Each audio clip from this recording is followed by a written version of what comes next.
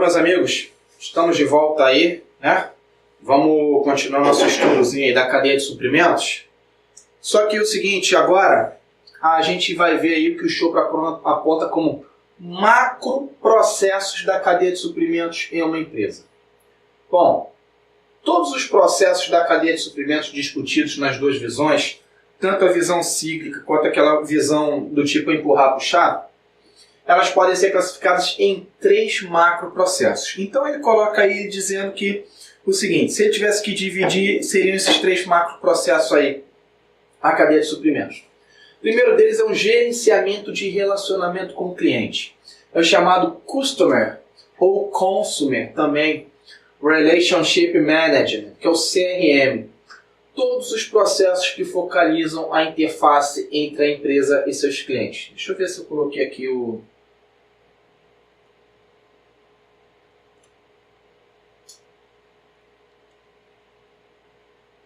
coloquei e eu vou explicar. Eu ia explicar, mas eu lembrei que eu coloquei. Bom, gerenciamento da cadeia de suprimentos interna, o Internal Supply Chain Management, o ISCM. São todos os processos que são internos à empresa e o gerenciamento de relacionamento com fornecedores, que é o supplier, o supridor, né? A administração de relacionamento com o supridor, que aqui no português seria um supridor, mas é o fornecedor, né? Relação com o fornecedor. Todos os processos que focalizam a interface entre a empresa e seus fornecedores. Então, como é que a gente visualizaria isso? Se eu tivesse que fazer um desenho aqui rápido, aqui do ladinho, aqui, ó. Fornecedor, cliente. Bom, esse CRM aqui, ele estaria aqui, ó.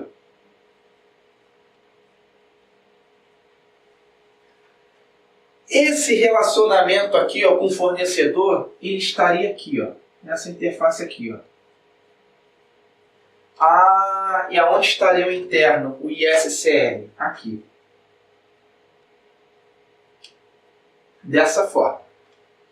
Para a gente visualizar, então, eu tenho um macroprocesso daqui para cá, eu tenho um macroprocesso só da empresa, e eu tenho um macroprocesso que é uma interface da minha empresa com o cliente. É aonde entra o marketing de relacionamento, o CRM, o marketing de relacionamento. Beleza? Que eu vou explicar um pouquinho depois. Eu até escrevi sobre isso. Eu escrevi um artigo sobre isso. Que o CRM ele surgiu da logística. Mas isso é papo para outro dia, para outra coisa. Bom, os 3 macroprocessos gerenciam o fluxo de informações, de produtos e de fundos exigidos para gerar, receber e atender uma solicitação do cliente. O macroprocesso de CRM tem como objetivo gerar demanda de cliente e facilitar a realização e o acompanhamento de pedidos. Ele inclui processos como marketing, preços, vendas, gerenciamento de pedidos, gerenciamento de call center. O macroprocesso de ISCM tem como objetivo atender a demanda gerada pelo processo de CRM em tempo e menor custo possível. Os processos de ISCM incluem o planejamento da capacidade interna de produção e de armazenamento, a preparação de planos de demanda e fornecimento e atendimento a pedidos reais. É óbvio, isso aqui a gente está falando interno, está falando da empresa. A empresa ela quer atender o cliente, o marketing de relacionamento, atender o consumidor. O macroprocesso SRM tem como objetivo promover e gerenciar fontes de suprimento para diversos bens e serviços. Entre seus processos estão a avaliação e a seleção de fornecedores, a negociação de preços e de termos de entrega com os fornecedores com relação a novos produtos e pedidos. Aqui, o que a empresa está preocupada? Em criar uma rede de fornecedores, talvez. Existe o chamado fornecedor preferencial. Mas o fornecedor preferencial não significa, às vezes, uma empresa apenas, um fornecedor apenas. Pode ser uma rede de fornecedores. Para que uma cadeia de suprimentos tenha sucesso, é necessário que os macroprocessos estejam altamente integrados. A estrutura organizacional da empresa tem uma forte influência sobre o sucesso ou fracasso do esforço de integração. Em muitas organizações, o marketing está encarregado do macroprocesso do CRM. E isso aqui é uma verdade. A parte do marketing da empresa, e aí eu vou dar uma pequena explanaçãozinha por quê. A manufatura trata do macroprocesso de SCM e o departamento de compras supervisiona o macroprocesso de SRM. Galera, a cadeia de suprimentos, ela não termina apenas na entrega do produto ao cliente, não. Existe uma coisa chamada pós-venda. E aí a galera do marketing entra. Esse customer ou consumer relationship management, que é o marketing de relacionamento, quando o material é entregue, uma semana depois, alô, eu sou daqui da empresa, vou passar na SpaceX. Eu gostaria de saber, o material que o senhor pediu, ele chegou no prazo correto? Ele chegou nas especificações corretas? O senhor está satisfeito com o produto? O senhor quer fazer algum apontamento? Pronto. Aquela coisa do pós-venda. Beleza? Então não termina só na distribuição e entrega do produto. Existe ainda algo mais. Para aquelas empresas que investem em CRM. Né? Isso aí não é algo compulsório, obrigatório. Bom, estratégias competitivas e da cadeia de suprimentos. A estratégia competitiva de uma empresa define, em relação a seus concorrentes, um conjunto de necessidades do cliente que ela procura satisfazer por meio de produtos e serviços. A estratégia competitiva de uma empresa será definida com base nas prioridades dos clientes. A estratégia competitiva é direcionada para um ou mais segmentos de clientes e visa oferecer produtos e serviços para satisfazer suas necessidades. A cadeia de valor começa com o desenvolvimento de novo produto, que cria especificações para ele.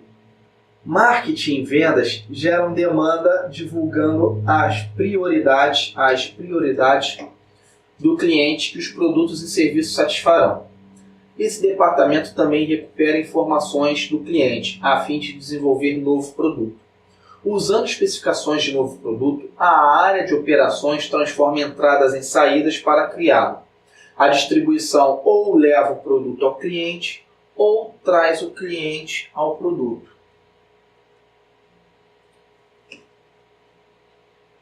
Rapaz, tem nego me ligando. Essa hora, velho. Vai ficar ligando aí, não sei quem é. Vai ficar ligando aí, deixa o telefone tocar. Bom, para executar a estratégia competitiva de uma empresa, todas essas funções... Não, aliás, lá em cima, até me desconcentrou. O serviço responde às solicitações do cliente, durante ou após a venda. Esses são processos ou funções básicas que precisam ser realizados para uma venda bem-sucedida. Finanças, contabilidade, tecnologia da informação e recursos humanos dão suporte e facilitam o funcionamento da cadeia de valor. Para executar a estratégia competitiva de uma empresa, todas essas funções desempenham uma função e cada uma delas precisa desenvolver sua própria estratégia. Opa, isso aqui já é... Isso aqui já é de chamar a atenção, porque se cair isso na prova, isso aqui está indo na contramão do que nós falamos inicialmente da integração, de que nenhuma decisão é tomada isoladamente. Para executar a estratégia competitiva de uma empresa, todas essas funções desempenham uma função e cada uma delas precisa desenvolver sua própria estratégia. Olha aí. Olha o perigo. Tá aí, beleza? Bom, aqui a estratégia trata do que cada processo ou função tentará fazer particularmente bem.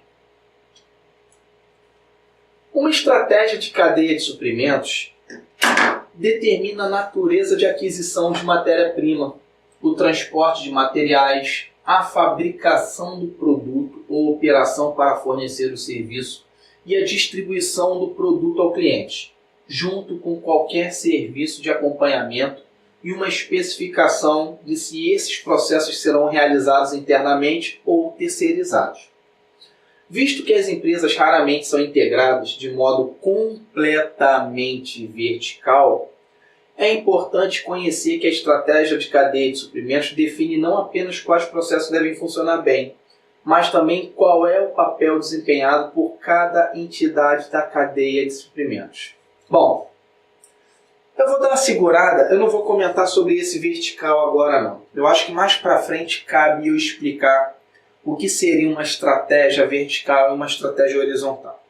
Daqui a pouco, mais um pouquinho. A cadeia de valor dá ênfase ao estreito relacionamento entre as estratégias funcionais dentro de uma empresa.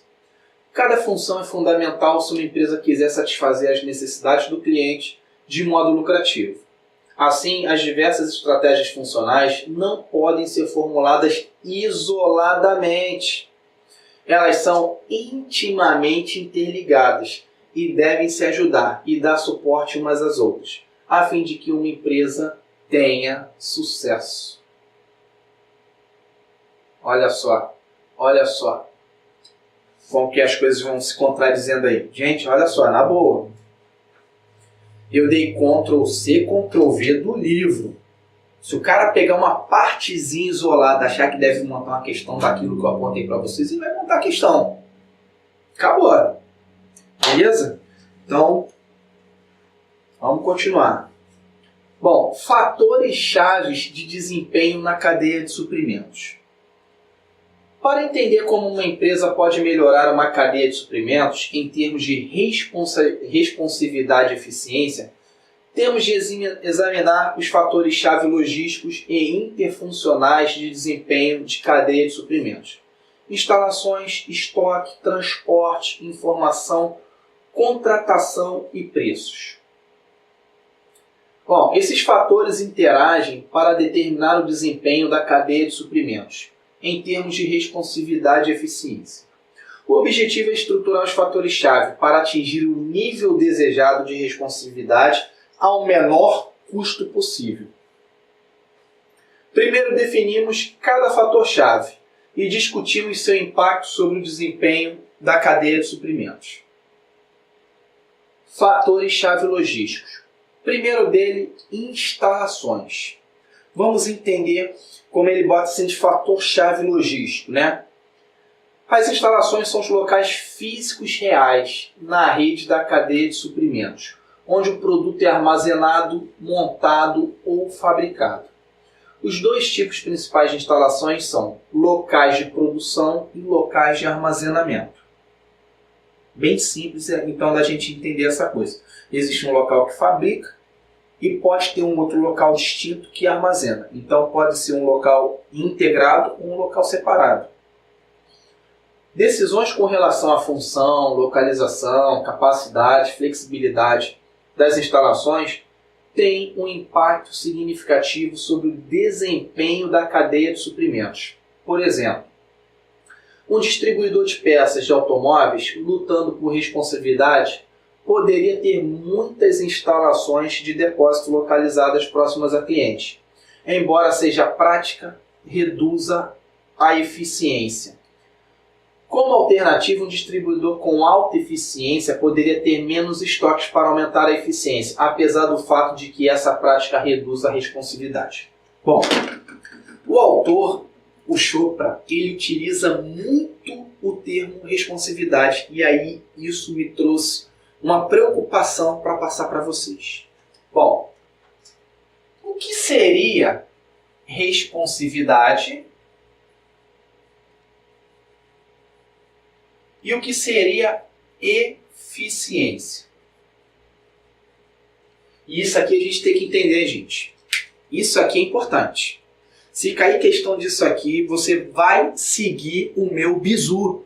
Eu vou dar agora para tu jogar na massa do sangue. Bom, preste atenção no seguinte. Um cliente, em homenagem a uma grande amiga aí, e também ao meu camarada aí de Recife aí, em homenagem aos meus amigos aí de Recife, mando um beijo aí, um abraço para vocês. Vamos supor que um cliente meu de Recife faça um pedido e eu digo assim para ele, olha só, se tu me solicitar agora, se tu fizeres uma solicitação, eu entrego esse material hoje para ti. Que isso, fera? Esse livro aqui, eu levo para tu, o livro. Eu levo para tu. Eu levo para ti. Tu queres? Quero. Bom, o que acontece? Quando eu atinjo o cliente em que o grau de satisfação dele fica muito elevado, isso é responsividade. Então, o que é a responsividade? Isso aqui está ligado a benefícios / satisfação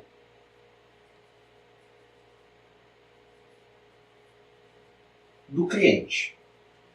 Então, quando eu digo assim, ó, compra uma apostila comigo, eu te entrego hoje. Eu dou o meu jeito, pego o avião, vou pessoalmente e entrego. Não é isso?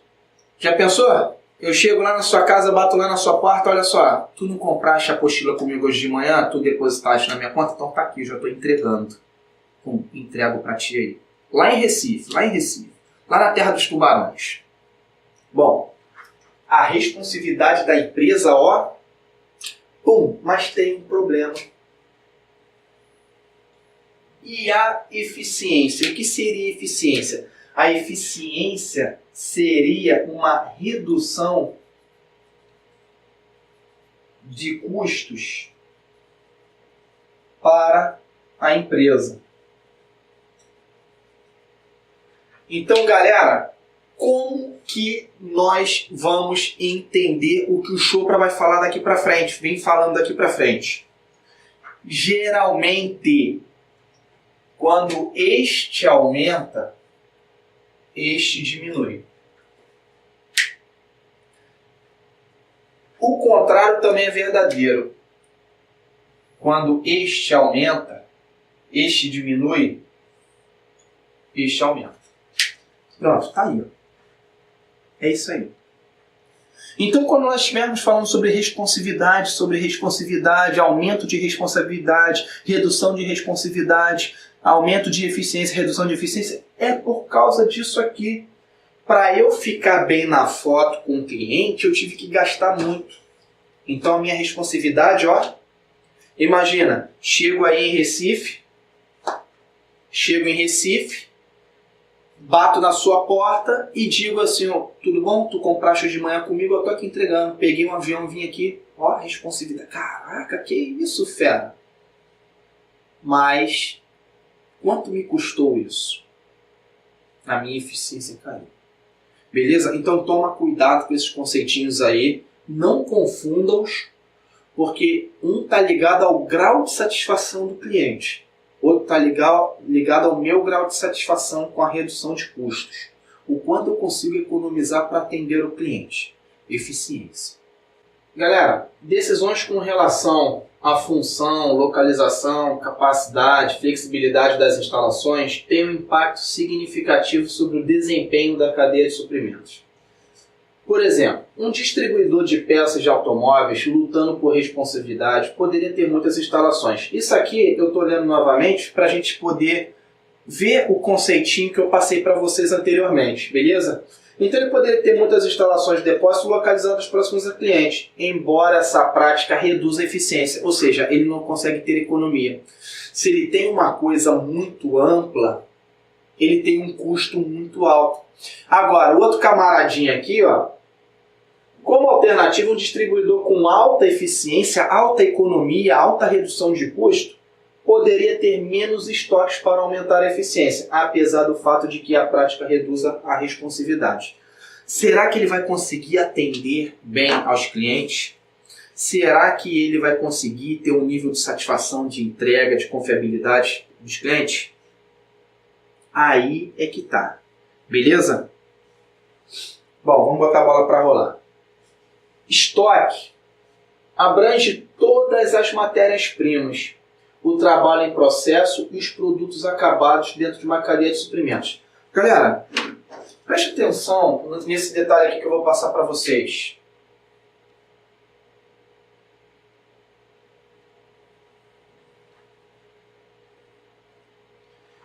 Existe a classificação dos estoques. Nós vamos ver uma, mas eu vou passar uma outra aqui para vocês. E é importante vocês localizarem aonde os estoques estão. Beleza? Bom, preste atenção no detalhe.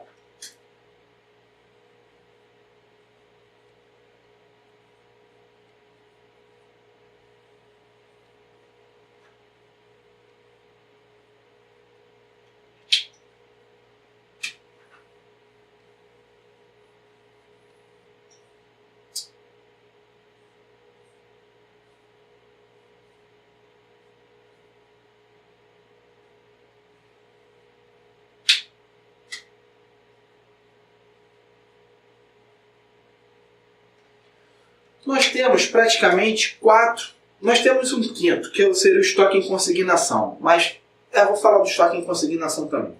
Ele estaria aqui. Eu vou botar aqui. Galera, é importante, quando nós falarmos de estoque, nós temos esse desenho aqui, essa representação gráfica aqui na mente.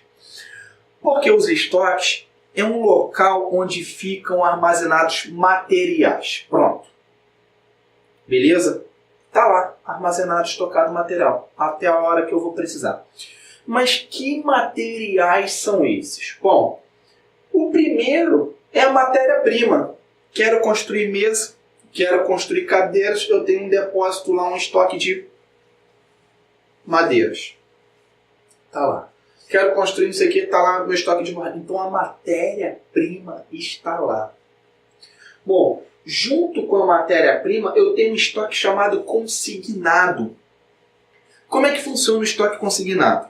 Eu faço um pedido de 500 unidades da matéria-prima lá para o meu fornecedor. O fornecedor me manda 700. Eu falo para ele, irmão, eu só pedi 500. Ele falou assim, não, estou mandando 200, tu deixa aí no teu estoque. Se utilizar, tu me paga. Se não utilizar, tá de boa. Tu devolve. Esses 200 é o estoque em consignação. Beleza? É um estoque que pertence ao cliente, o material, mas está alocado no meu estoque. Beleza? Então, tá aqui o estoque em consignação. A partir do momento que a matéria-prima ela entra dentro da cadeia de produção, esse produto passa a ser chamado produto em processo. Então, dentro das cadeias existem estoques. Lembra que eu mostrei para vocês A, B, C, D, os subprocessos da cadeia de produção? Cada subprocesso tem o seu estoque. Então, estoque de produtos em processo. A partir do momento que eu tenho produtos acabados, aqueles que já podem ser entregues ao cliente, eu também tenho um estoque de produtos acabados. Bom, e eu tenho também um chamado estoque em trânsito. O que é um estoque em trânsito? É um estoque ou de matéria-prima ou de produtos acabados que ainda ou não chegou na minha empresa ou já saiu da minha empresa e está indo para o centro de distribuição do cliente. Esse material aqui também é um estoque chamado estoque em trânsito.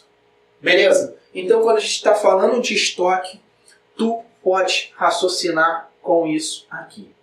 Beleza? Essa é a ideia. Show de bola?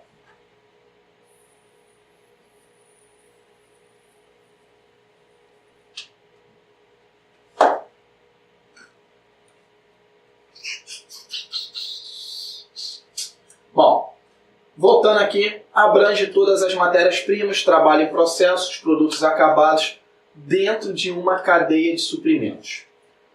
Mudar políticas de estoque pode alterar dramaticamente a eficiência e a responsividade da cadeia de suprimentos.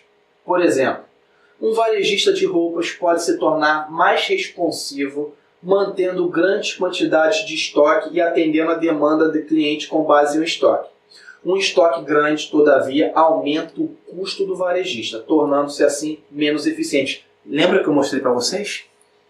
falei da responsividade e falei da eficiência da relação entre eles. Geralmente, quando eu aumento a responsividade, cadê tu, bruxo? Aqui, ó. Eu diminuo a eficiência. Cara, isso seria demais se fosse cobrado na prova. Demais mesmo. Porque todo mundo ia raciocinar, quem não estudou, a eficiência sendo vista pelo olhar do cliente. O atendimento ao cliente. E não, é o contrário.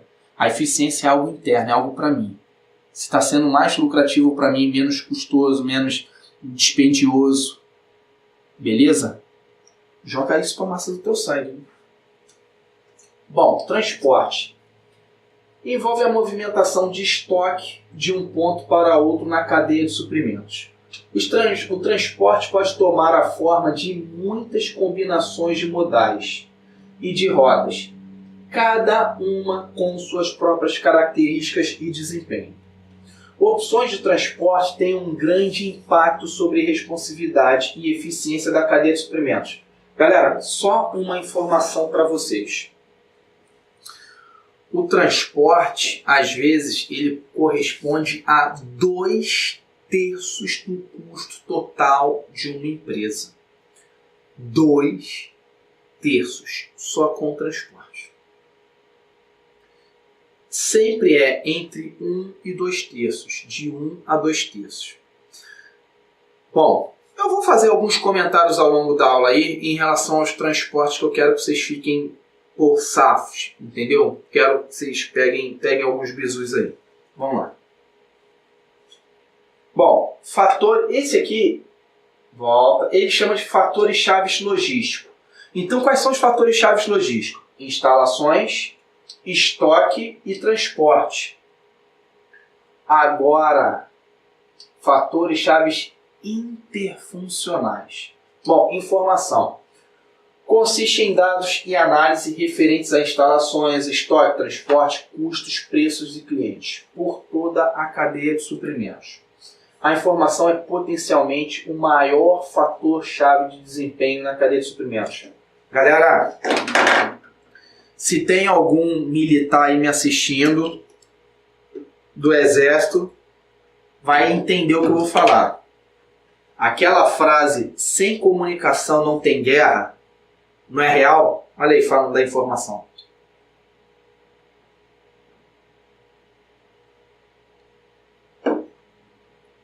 A informação, gente, ela é a essência de tudo que se desenvolve na cadeia de suprimento. É ela que vai fazer a engrenagem, a roda girar. E nós vamos ver aqui algumas tecnologias utilizadas. Vamos falar sobre o EDI, vamos falar sobre o e-commerce, vamos falar de algumas coisas, beleza?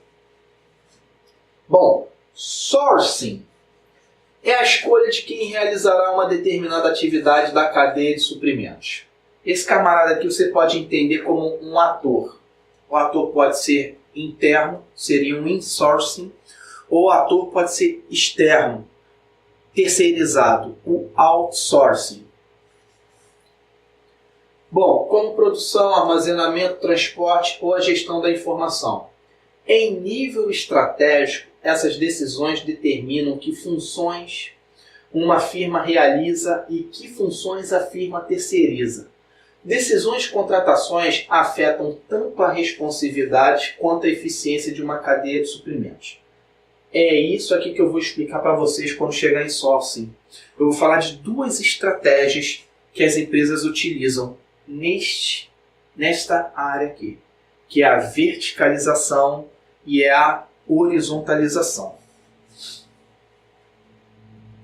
Bom, precificação, pricing, determina o quanto uma firma cobrará por bens e serviços que ela torna disponíveis na cadeia de suprimentos. Preços afetam o comportamento do comprador do bem ou serviço, afetando assim o desempenho da cadeia de suprimentos.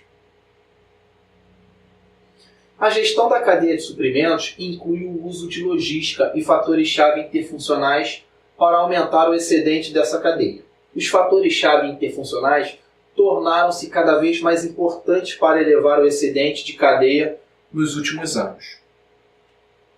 Bom, galera, vamos falar de instalações.